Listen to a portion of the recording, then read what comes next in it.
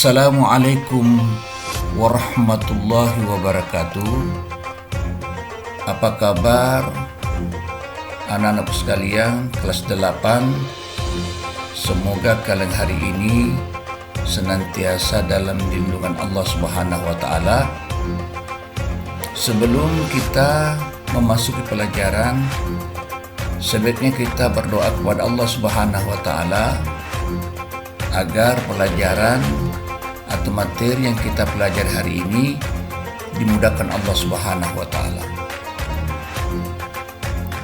Kemudian materi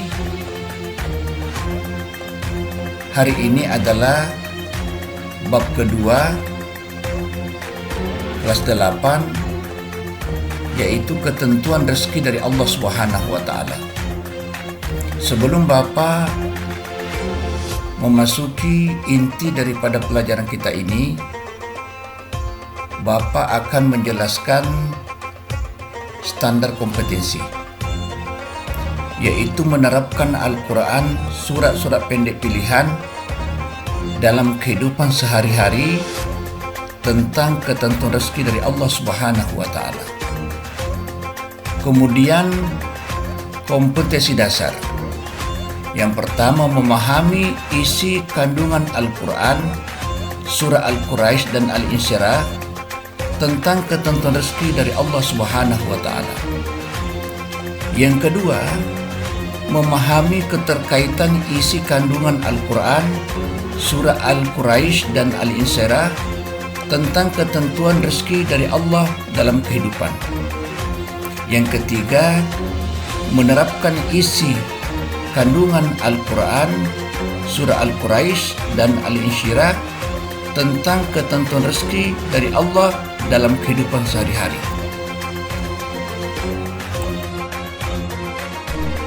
Selanjutnya, macam-macam rezeki Allah Subhanahu wa taala. Antara lain, pertama, pemberian hidup dan menikmati kehidupan.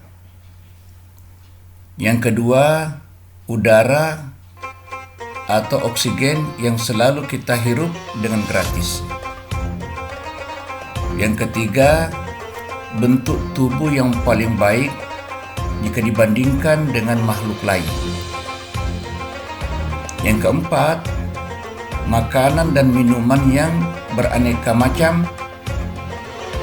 Yang kelima, kesehatan jasmani dan rohani.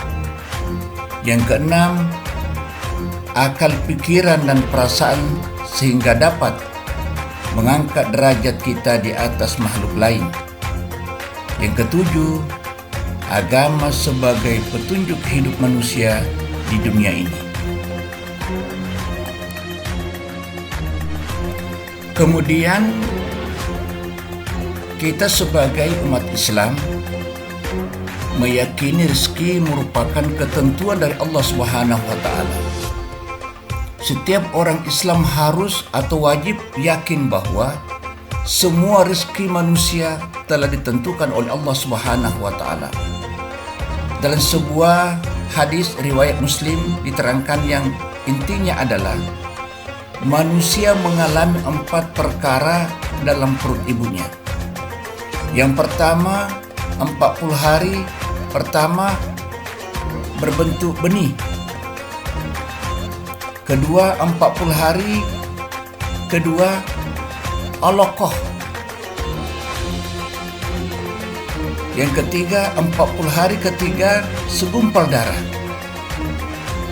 Dan keempat, 40 hari keempat ditiupkannya ruh dan dituliskanlah 4 perkara yang sudah ditentukannya, yaitu rezeki, ajal, amal, dan celaka.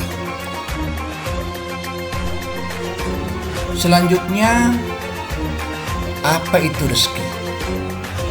Rezeki adalah penghidupan segala hal yang bermanfaat, yang berguna bagi makhluk.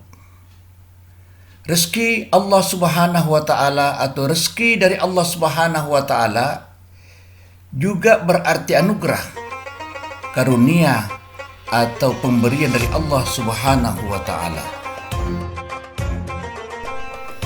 Selanjutnya, surah Quraisy dan Al-Insyirah tentang ketentuan rezeki Allah Subhanahu wa Ta'ala.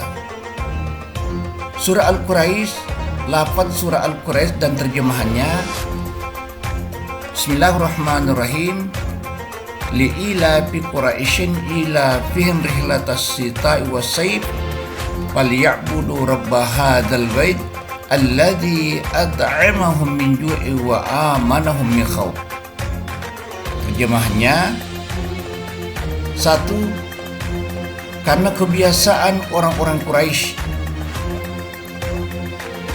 Nomor 2, yaitu kebiasaan mereka bepergian pada musim dingin dan musim panas. Yang ketiga, maka hendaklah mereka menyembah Tuhan pemilik rumah ini, yaitu Ka'bah. Yang keempat, yang telah memberi makanan kepada mereka untuk menghilangkan lapar dan mengamankan mereka dari ketakutan. Baiklah anak-anakku sekalian, yaitu penjelasan ayat. Ayat 1 menjelaskan tentang kebiasaan suku Quraisy. Ayat 2 menjelaskan perjalanan dagang yang dilakukan suku Quraisy. Ayat ketiga, Allah mengingatkan suku Quraisy, khususnya dan umat Islam pada umumnya, agar selalu bersyukur atas rezeki yang diberikannya. Ayat keempat menjelaskan wujud kasih sayangnya kepada para hambanya. Baiklah anakku sekalian,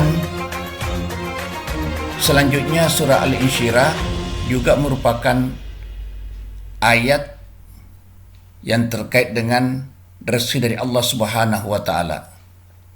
Baiklah, Bapak akan bacakan surah tersebut. Bismillahirrahmanirrahim.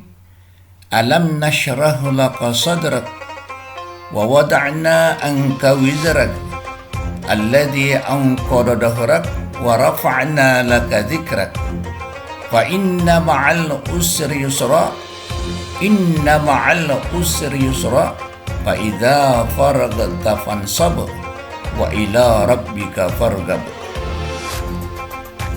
Lafaz surah Al-Insyirah dan terjemahannya, yaitu bukankah kami telah melapangkan dadamu Muhammad, dan kami pun telah menurunkan bebanmu darimu yang memberatkan punggungmu, dan kami tinggikan sebutan nama bagimu, maka sesungguhnya beserta kesulitan itu ada kemudahan.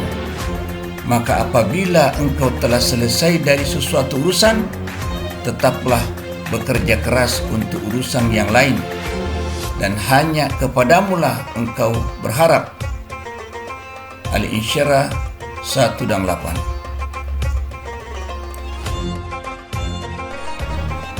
Kemudian selanjutnya penjelasan ayat surah Al-Insyirah. Ayat pertama merupakan pertanyaan yang bersifat penegasan bahwa Allah telah melapangkan dada Nabi Muhammad SAW.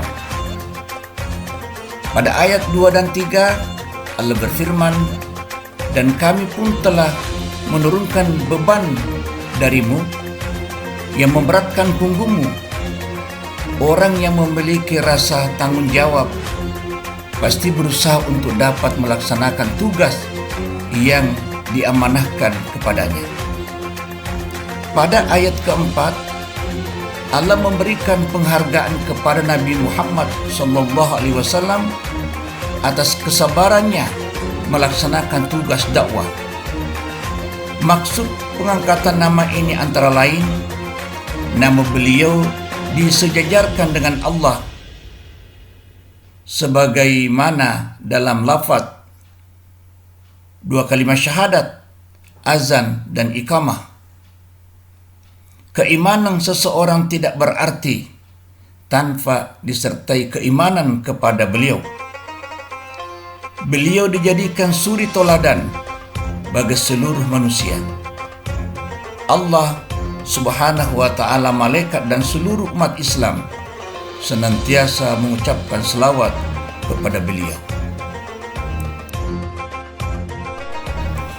Selanjutnya, keimanan seseorang tidak berarti tanpa disertai keimanan kepada beliau. Beliau dijadikan suri teladan bagi seluruh manusia. Allah, malaikat dan seluruh umat Islam senantiasa mengucapkan selawat kepada beliau. Pada ayat 5 dan 6, Allah memberi motivasi kepada Nabi Muhammad SAW dan para sahabatnya. Pada ayat 7, Allah mengingatkan Nabi Muhammad SAW para pengikutnya agar tidak cepat puas dengan hasil usahanya. Pada ayat ke-8, Allah mengingatkan beliau dan para sahabatnya agar senantiasa bersandar kepada Allah Subhanahu wa ta'ala. Kemudian, keterkaitan isi kandungan surah Al-Quraisy dan Al-Insyirah tentang ketentuan rezeki Allah Subhanahu wa ta'ala, yaitu memberikan pelajaran kepada kita bahwa Allah menyediakan rezeki untuk segala kebutuhan manusia. Rezeki yang diberikan Allah kepada hambanya sangat dan banyak macamnya. Dalam surah Al-Quraisy dijelaskan bahwa rezeki Allah akan diperoleh dengan usaha yang dilakukan manusia, seperti berdagang. Dalam surah Al-Insyirah terdapat perintah memanfaatkan waktu. Anak-anakku sekalian, adalah penerapan atau menerapkan isi kandungan surah Al-Quraisy dan Al-Insyirah tentang ketentuan rezeki Allah dalam kehidupan, yaitu memanfaatkan waktu sebaik-baiknya untuk kegiatan yang bermanfaat. Tidak bermalas-malasan sehingga waktu tidak terbuang sia-sia. Menjaga diri agar tidak melanggar norma-norma agama saat berusaha agar hasil yang diperoleh halal dan diridai oleh Allah Subhanahu wa ta'ala. Mensyukuri hasil yang diperoleh, memanfaatkan hasil sebaik-baiknya, menggunakan hasil sesuai dengan ketentuan agama yang kita anut. Demikianlah materi pelajaran kita pada hari ini tentang ketentuan rezeki. Semoga anak-anakku sekalian dapat dipahami dengan baik. Wassalamualaikum warahmatullahi wabarakatuh.